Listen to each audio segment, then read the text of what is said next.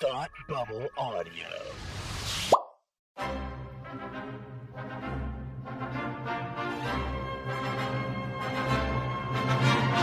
Look, up in the sky! You will never find the more wretched hive of scum and villainy. Welcome to Beer with Geeks with Tim and Frank. Who are you? I'm Batman. I am Iron Man. Your friendly neighborhood Spider-Man. Hi, Christopher. I'm Nero. My name is Inigo Montoya. You're a wizard, Harry. A couple of guys with a couple of beers and a whole lot of pop culture nostalgia. Make it so, number one. Ladies and gentlemen, the Beatles. Name the dog in the animal. Life finds a way. I am serious. And don't call me Shirley. Now sit back and crack open a cold one, because it's time for Beer with Geeks. It comes in paints? Shaken, not stirred. Great Scott! I was way off. I knew it started with an S, though. Hi, and welcome to Beer with Geeks, where two geeks geek out with beer. I'm Tim, and with me, as always, is my hairy fuzzball friend, Frank. How are you today? Hey, that was pretty good. Thanks. Pretty good. Yeah. Does that mean you're in? I'm in. Yeah, great. Okay, I'm glad that you're in. Are you doing well this evening, Frank? I'm doing quite well. Or morning commute, or, lunch hour break, whenever you're... You kept me in this windowless room. I have no idea what time of day it is, but I just know that it's a good one. It is a good one. It is a good one, and I can tell you why it's a good one, Frank. It's because we're friends and we're drinking beer. We're going to talk about some fun things. But first and foremost, what are you drinking? I am drinking this is The Crisp from Sixpoint Brewing in Brooklyn, New York. I like Sixpoint quite a bit. They are mostly, they're like hoppier beers. But this one is really good. It's their pills, and I like it. I like it a whole lot. You're a pills. And I'm going to enjoy that. What are you having? I am drinking a Downeast Cider, my friend, because I didn't feel like a beer this evening. No, that's fine. But a cider's got a good kick to it, makes you feel good. I agree.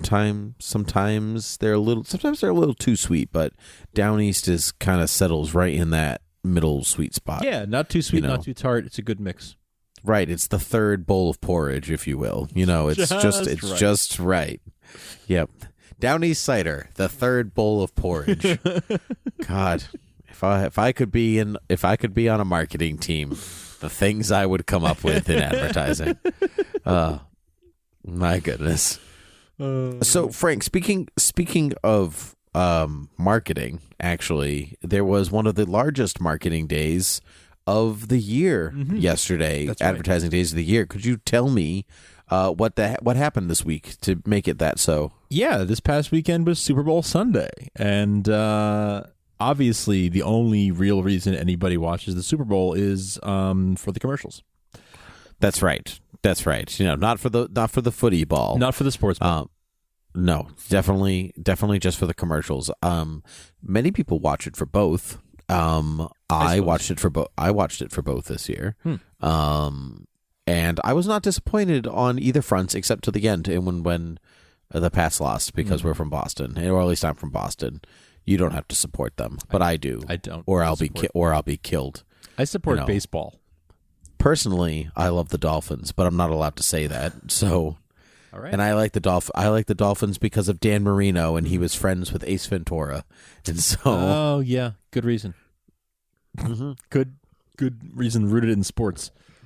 That's not what we're here to talk about. We're here to talk about the ads, and one ad I think stood out to many nerds, many geeks. Jeff Goldblum driving a Jeep. Actually, that was fantastic. that was a better Jurassic World trailer than the Jurassic World trailer. But you don't think so? I liked the Jurassic World trailer. It's still not showing a lot, but that's okay. But I'm more intrigued now that there seems to be I've seen a little bit more of what's coming in the movie besides a volcano exploding, because that's only the first hour of the film. So right. So I'm curious what's coming next. But I think I just like dinosaurs more than you like dinosaurs. I don't think that's true at all. I love Jurassic Park. I just don't. Whatever story they're telling with this movie doesn't seem that compelling to me.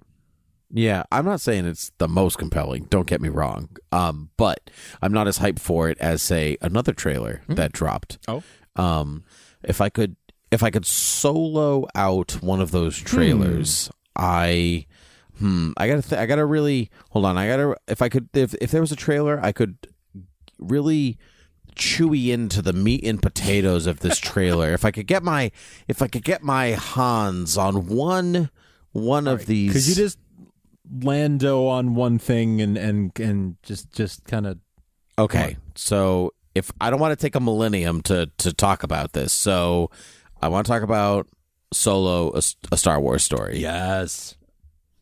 If I almost said Solo, a Solo story, that's not right. That's not right. We weren't sure whether whether Solo was going to be previewed at the Super Bowl, or we had heard that it was going to come out during Good Morning America the day after, but then the question still remained, will there be some kind of teaser, some kind of trailer during the Super Bowl too? And the answer turned out to be both. We got both. We got a little teaser during, and then the full trailer the morning after. Yeah, both are about the Super Bowl is about 45 seconds long, and the full trailer is about 1:30. But they both have separate footage, so actually we got a really good picture of what this film is about. And I've gone on record saying that I was not excited for this film.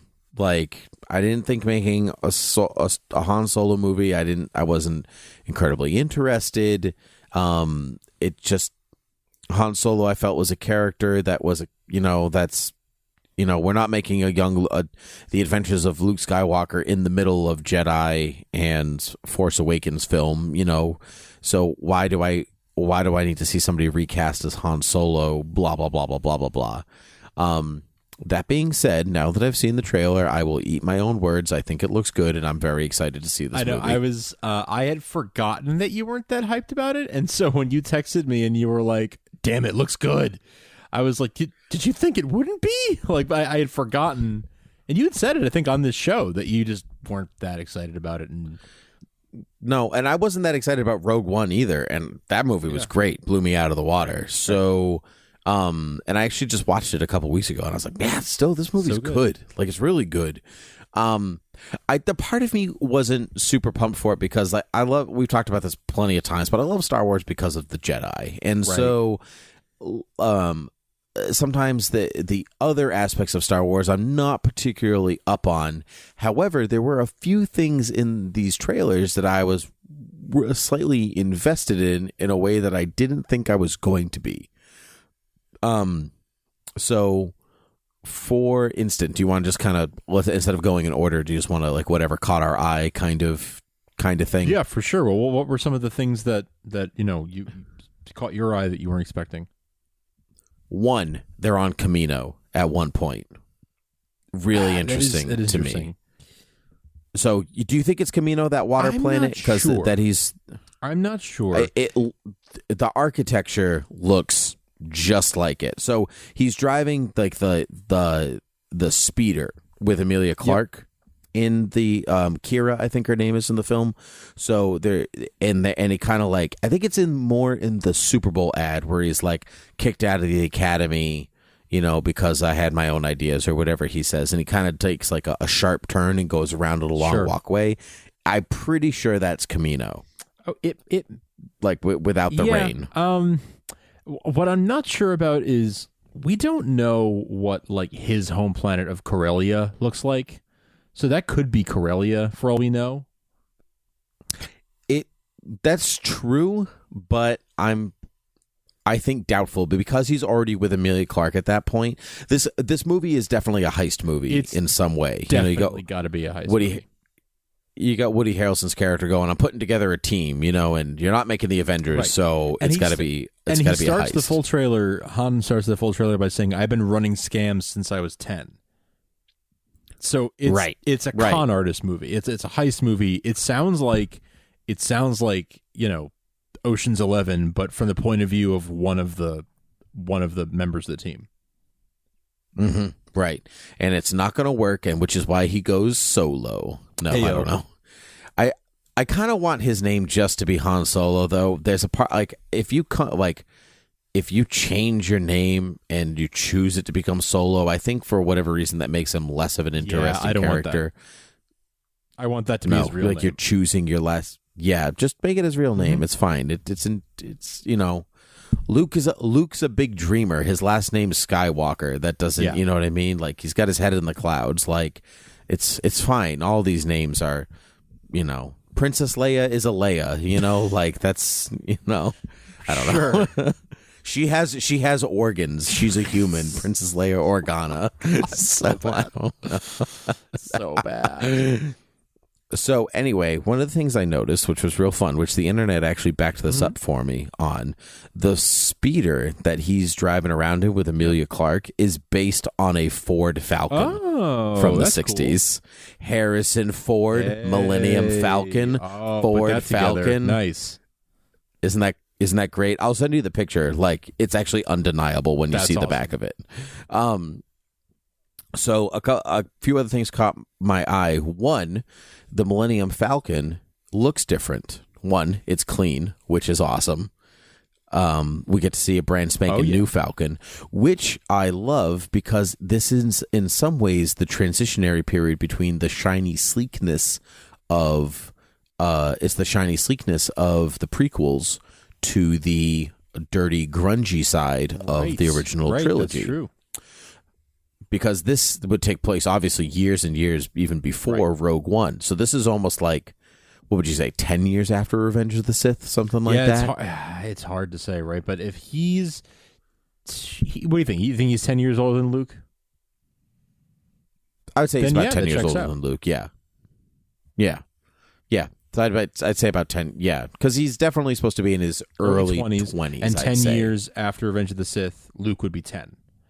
So another 10 years after would be when A New Hope happens to be 20, which would make Han about 30. So I think that adds up. Yeah, that checks out. Yeah, because Harrison Ford was 32, something like that when he played Han Solo. Yeah, so I think that's about right. So anyway, so that's literally the middle transitionary period. So we should still be seeing some kind of sleekness in some way before the grunge of the Empire really gets in the way. So I love that, but more importantly, the front of the Falcon is not two pronged; it's one. It doesn't have like the magnet look to it. It kind of folds in together, like like forming one point. So I think and then I'll let you talk because I think I've been talking for 15 minutes straight. I think the two-pronged Falcon is the special modification that Han makes to the Falcon that he talks about in Episode 4. She's got a lot of heart. I've made a lot of special modifications myself. I think part of that is the look of the ship in the front, whatever like point that serves for the ship's like speed or whatever. I think what do you think? Disagree with you. I think I disagree with you because I'm looking at some stills from the trailer, and I don't think that's changed because that's like the fundamental structure of the ship. You know what I mean? Like of the hull. What are you talking about? It doesn't look anything like the front of the Falcon. It's okay. I'll send you. I'm trying to get this screenshot that I can send you. But like, and if I can get it to work, I'll it's a GIF and there's like one frame where you can see it, and I think it's I think I disagree with you, but let me see if I can grab it and send it to you, and I'll put it in the show notes if I can grab it too. But like we don't really see the ship enough in this to really know that, I don't think, but in this one action shot that I'm looking at, I think it's the same. I mean, there's the cockpit off to the side, and then the actual like shape of the ship is, to me, looks the same. No, I disagree, and I can also send you something. Okay. Yeah. To great podcasting here. We just send each other pictures. This is what we do. But that putting that aside for a second, to not get hung up on that, I I am really excited to see the Falcon looking so like clean and new. I definitely think that I seeing like the white hallway, like I never expected that hallway was at some point white. Like that never even occurred to me that it was at some point white. Me I figured either, it was some which other makes color. that which makes that hallway so gross. Now that like you see that ship and you're like, oh my god, take a Clorox wipe and just like wipe that down just a little bit on like, oh my god, that's horrible. Clean something ever. What do you think about what was the thing when you saw it in this trailer where you're like, wow, I can't wait to see more of that?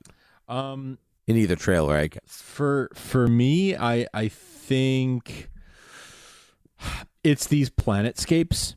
Like there's that one shot of the like a sunrise over those like snowy peak rocks and mountains. Super pretty, not something I really expect from Star Wars. I'm also really interested in like I want to know what all these like. Are we seeing Corellia? Are we seeing Kessel? Like what is this that we're seeing? What are all these places? And like what is their overall? How do they play into the story? Yeah, I think we'll definitely see Corellia. I'm still gonna say that water thing is Camino. I think that's partly where the heist takes place. The heist aspect of it in general is the one thing that I am the most excited about. Watching the full trailer when it dropped made me much more excited than anything up to this point. Like the idea that it is a heist movie, I'm like, oh, that's amazing. I'm so there. The heist thing is definitely intriguing to me. I'm honestly most excited for Lando because we've seen him twice. He doesn't say anything. Once he's looking super cool in a big fur coat, and all he's doing is smiling at a table in the next one. But all of that, he's got all of the Billy D. Williams swagger, like that you could, and like I'm most excited for that. I did love the little move he does with the hair that Solo does with the Falcon, where he like hits the TIE fighter. Yeah, like he like swivels and hits the TIE fighter, and he's like, "We're fine. That's what we're totally fine." Yeah, that seems like I wish he sounded a little bit more like Harrison Ford. No, he doesn't. Which was, I wonder if that's a Ron Howard thing.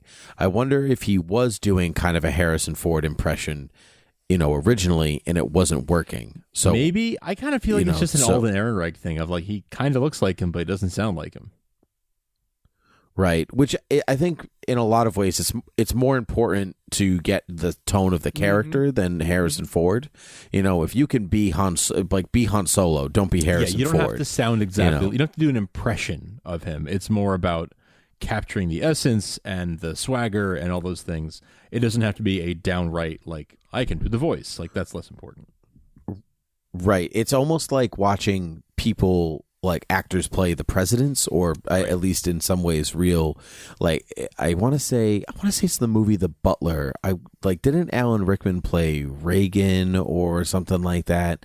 And he wasn't doing or you know what? Actually, it's like Frost Nixon, Frank Langella. He's not really doing a Nixon. He's just like being Nixon, and I think I'm hoping that. Ehrenreich is more in line with that. Part of me wishes he sounded more like him and that his hair looked less dumb, but it doesn't look as dumb as I expected it to. Right. So that's the important part. Yeah. You're right about Alan Rickman as Ronald Reagan in The Butler. There were a few of the presidents in that movie that I felt like Robin Williams as Dwight Eisenhower. Also was sort of like, oh yeah, it's like that. it's directionally, sort of like what Eisenhower was like. So yeah, I totally get that, and I agree with that sentiment very much. To backtrack for a quick second, I'm seeing a different screenshot of the Falcon, and I think you're right. Seeing it, yeah, I'm seeing another one here where it's a much clearer shot, and I think you're right. There is something different there. So, but it's just like unfathomable to me of like how you would, how is that possible? Like, so how did he like? I guess he like, did the ship get destroyed and he had to like rebuild part of it? Like, I don't know. Or he took off the front of it. He took off the front of it and put on a new front. It's interesting. Yeah, see, okay, yeah, I'm looking at the picture that you just sent me. And see, it's kind of like a triangle up top. It's not like, it's not a magnet. It comes together and it comes together in the middle. Now, alternatively, if you look at a picture of the Falcon, it's kind of got like almost like an opening in the middle where that bit, so maybe, just maybe, it moves. Oh, I was going to say maybe he just put an opening there where there wasn't before.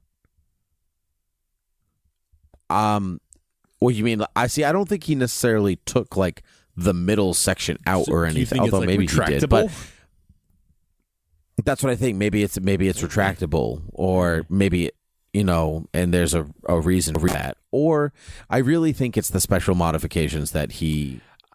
I really think it's that kind of special modification. I think that's more likely. It makes the ship go faster. That's more likely than it being something like that. Yeah, I agree.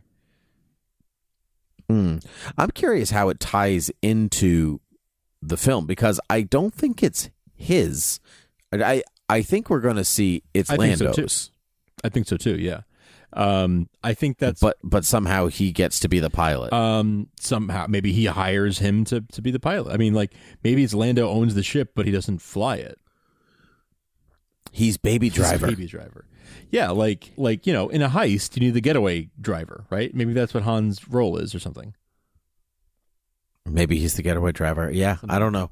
Well, how do you think Emilia Clarke plays into all of this? Because that when we first see her in the Super Bowl trailer, she's wearing almost looks like Imperial gear. Well, she's got a fabulous cape on and everything, but then the way that we see her in the rest of the time, like she seems to be part of the team.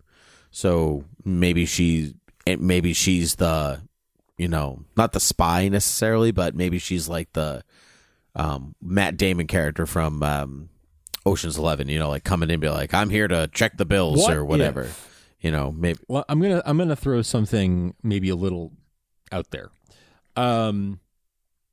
What if this movie is not really about the Empire being the bad guys? Like, what if the Empire in this movie is just sort of kind of there and it's just kind of neutral and it's just kind of like the government, and it's not really a movie about taking down the Empire or fighting the Empire, because the Empire is the background to this story and it's not integral to the story, and whoever they're fighting or stealing stuff from or whatever in this sort of cowboy heist film, it's not the Empire. Like, because at the beginning we see him signing up of the teaser and the trailer, like signing up to join the academy or whatever. So what if like it's only been 10 years since Revenge of the Sith? Not everybody realizes how oppressive the Empire is. There's still a Senate. There's still all this stuff. The full transition to full evil hasn't happened yet. And so this movie isn't really exploring that. It's exploring a story that happens in that universe where that just happens to be the government and he's not fighting against it. I completely agree with that. I don't think that the Empire, I don't know if they're the background, but I don't think they're the main adversary. Now, that said, we do see him getting chased by a Star Destroyer and a bunch of TIE fighters. So, right. Well, they might not be the main adversary, but I think that the heist still involves the Empire. Okay. Yeah. Like, they're the thing that they have to rob from, but they're not rebels. They're not trying to fight the Empire. It's not on principle. They need something from the Empire has a bunch of money and they want some of it. Right. George Clooney's not trying to fight the casino. He needs something from the casino. Yeah. My understanding, I think if it can't be that they're fighting the Empire because that takes away from Han's arc in A New Hope. Right. Because he has zero interest in fighting the Empire, literally up until the time he comes back at the end of the film to help Luke. And even then, he's really just helping Luke. Yes. And it's not until Return of the Jedi that he is actually fighting actively against the Empire and not, like, in some ways attempting to leave. Right. Because even at the beginning of Empire Strikes Back, he is like, I gotta go run with bounty hunters in Ord Mantell, blah blah blah, all that stuff. So it's he's that would take away from all of that. So I think they're the middle people, because it's hard to have a Star Wars movie set around the time of the Empire and not include the Empire in some way. I mean, very clearly, like from looking at these trailers, the Empire is in it, is all over it. I just think that it's more, maybe saying background was a little too strong, but they're not fighting the Empire to take them down like the rebels are. Just, I think what you said is on point. It's not about fighting, taking down the Empire. It's more of like, all right, I'm going up against them, but not on principle, not because, it's the right thing to do. It's more because, well, they're rich. So, can I get some of that? Mm-hmm. I want some of that money. Some of those credits. Yeah. Do you think that we're going to see some Boba Fett? I think we'll see a Boba Fett cameo. I think we'll see a... Do you think we'll see R2 and C-3PO? They've been in every film. I think there'll be a cameo of some, of some kind. I think we'll see a Jabba mention or cameo or something. I just think it'd be really difficult to not. There's a checklist of, there's like a bingo card of things you need to check off, like that bingo card that you and I were looking at the other day. Yeah, sure. I'll put this in the show notes too. There was, if I can find it again, somebody put together a really funny, here it is, bingo card of things that need to be in Solo, and like C-3PO and R2 cameo, Greedo cameo, Carbonite reference, Blaster origin, quips, dice origin. The dice are in there. I didn't notice. Are they? They're in the speeder that I said is a Ford Falcon. They're there? They're dangling from there. Super cool. Yeah, so we'll definitely see the dice, which is good, because I think they've been there since the 70s, right. But I think to really follow that arc through will add more impact to that dice passing in Last Jedi. Right. So, yeah. I was really pleasantly surprised with this. It looks so much like a Ron Howard movie. It really does. It does not resemble anything that came before with the previous directors. This is Ron Howard. Ron Howard has remade this movie. Yes, and so it did. I didn't get any Lord and Miller vibe from it at all. I did, but continue. What we're gonna? I'll tell you where. But I do want to hear that, because I really was watching it and I was just sort of like, this feels very much like a Ron Howard. If Ron Howard made a heist movie, this is what it would. In space, this would be it. I mean, there was a couple of humorous moments, but I don't know what felt like Lord and Miller to you. Lord and Miller, the Super Bowl trailer with the Imperial officer, when he said, "Oh, you want to help the galaxy? See, you sign up. You're going to love it." Like his delivery to me didn't feel like Ron Howard or Star Wars. It felt like Lord and Miller. Okay. It felt very modern and snappy and a little bit improved, and that to me felt more them. Okay. And then that was the only time in any trailer that I felt that way. And I didn't hate it. I didn't dislike it, but I heard it and I went, that doesn't sound like everything else. Yeah. Okay. I could see that. I could kind of see that one going either way, but I could definitely see it, either way. So yeah, including I think that when we actually see the film, I think there will be, kind of like when Joss Whedon came in and finished Justice League, there'll be things where we will be debating, was that Lord and Miller or was that Ron Howard? Like, we'll have our theories. I'll think this joke sounds like Lord and Miller. You'll think no, that's classic Ron Howard or whatever, and we'll probably never find out. But I think there'll be a lot of those kind of moments. That's true. But I think for whatever reason, I think it feels more very established that Ron Howard reshot like 80% of this giant film, chunk of the movie, vast majority. Whereas the Whedon stuff on Justice League, after seeing that film, I'd say 30%, something like that. It was a lot of. You could see like the green screen bits or like some of the humor bits, and other things were complete surprise, like the montage shot, opening shot of Justice League, like the credits. That was Joss Whedon. That feels like classic Snyder, and it was all Joss Whedon. Yeah. So who knows? I think I'm gonna go into this movie not really looking for Lord and Miller stuff. I'm going in to watch a Ron Howard Star Wars movie. Agreed. I won't be able to help myself though, and I will be wondering. There will be jokes, and I'll wonder. Like who was that? whose work was that? And well, you could say it was Lawrence Kasdan if it made you feel any better. That's true. Yeah.